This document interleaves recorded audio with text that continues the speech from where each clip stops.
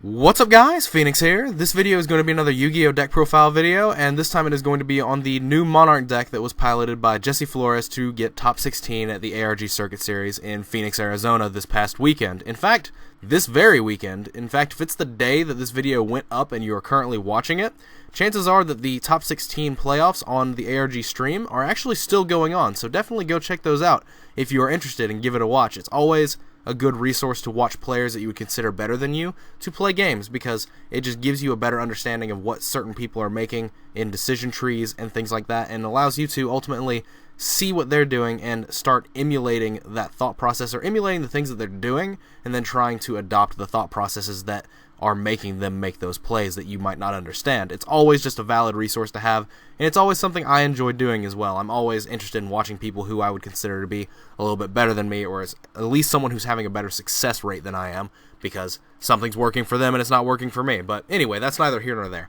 This Monarch deck is completely new, completely revamped, completely revitalized by the new Monarch structure deck that just came out literally 2 days ago at the time of filming this video, and that's actually just what made this a really good meta call for this event, because a lot of lesser players are not going to be familiar with how to beat this deck specifically.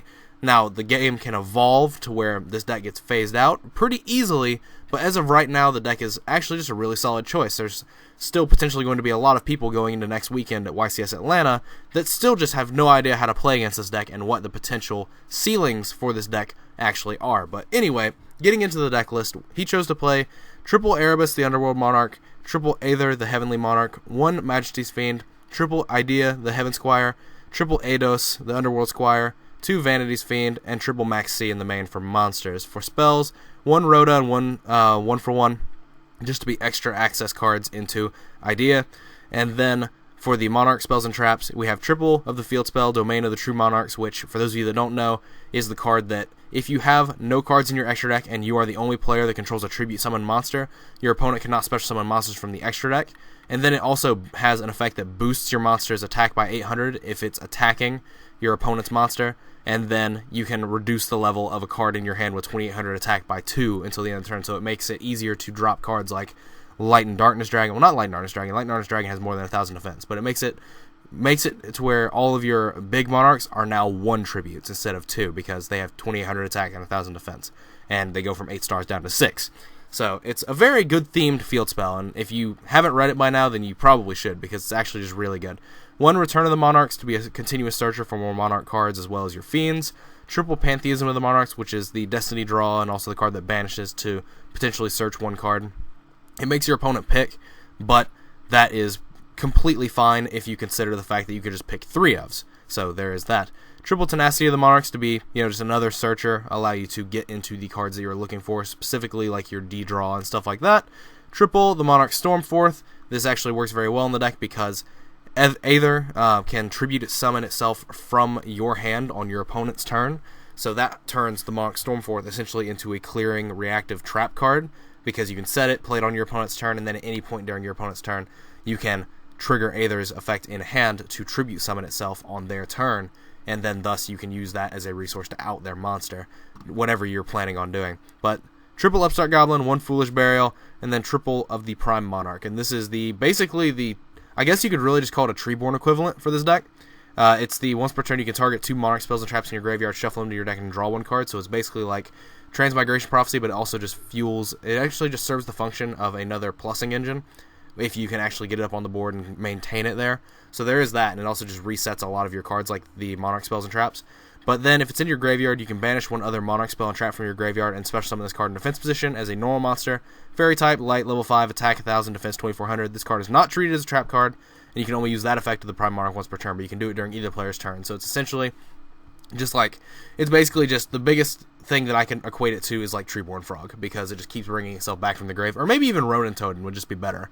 Ronin Totem is definitely a much better comparison to draw with this card. But anyway, for the side deck, 2 copies of Light and Darkness Dragon, 2 copies of Trap Eater. This card's actually really neat and really nifty. It allows you to out your opponent's cards if they sided in cards like Mask of Restrict and stuff against you, because those are face-up trap cards. So you'll just send those to the grave, and they have to be activated preemptively by the nature of how they operate, because they prevent you from tributing, and tribute summoning doesn't start chains. In fact, no summons start chains. But Trap Eater allows you to have a card that if they flip their Mask of Restrict on you, or whatever choice Trap Floodgate they're trying to play, you can just send it to their graveyard on Special Trap Eater, and then that's a card that you can tribute as well. It just gets a wonderful bit of utility. If this card could play an extra deck, then it would be a tuner. That has come up in the past in some side deck scenarios where I sided this card in Pepe. There's a lot of different things like that that come up and makes this card actually really cool and really good. The last monster in the side deck is the second copy of Majesty's Fiend, just to side in against matchups where it is favorable and better than Vanity's Fiend. Obviously, just like swap those out and do things like that. But Majesty's in the main right now, which is kind of iffy in the essence of, like, if you play against Pepe, then they're going to be able to Pendulum and Special Summon like something from their extra deck, and then attack over Majesty's Fiend. So it's not that strong, but against other decks like Cosmo and stuff, this card is very strong. But for the rest of the side deck, double Forbidden Chalice, double MST, double Twin Twister, triple Solemn Strike, and then one Escalation of the Monarchs to be sided in against matchups where it would be considered favorable. I think that this would probably be something that came in against Cosmo, simply because it just continually allows you to resolve guys to tribute from your hand and then spin away ships and stuff like that, but this doesn't target either, so you could just send one of their ships to grave. There's a lot of different factors that come into play. I'm very interested in the fact that he didn't side Decree, but he just sided Triple Strike for the favorable matchups that it would be usable in.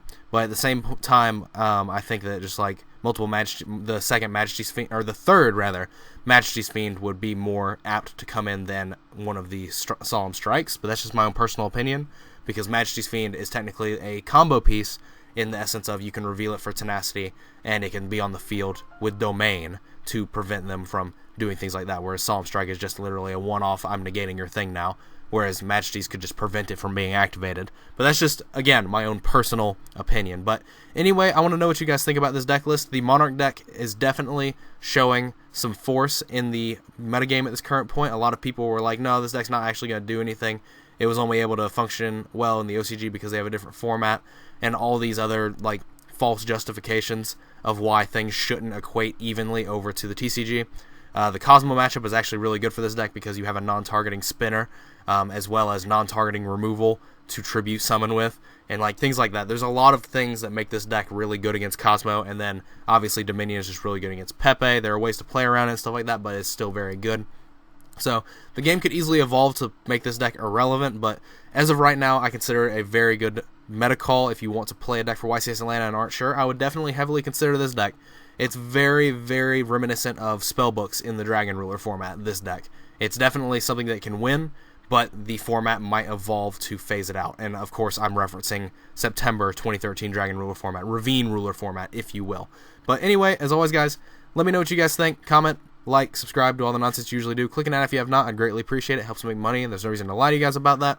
Just the standard old spiel. If you have a ad block enabled, just remove it for a little bit and then put it back on when you're done clicking some ads. It would help me out more than I can express, and I'd be greatly appreciative to you if that's something you could take the time out of your day to do so. But that is all for this video. I'm going to be doing a few more deck profiles from the ARG Circuit Series in Phoenix, just to have them up and just have something to do, you know, just stimulate some conversation, get some information out there where people might not be able to access it.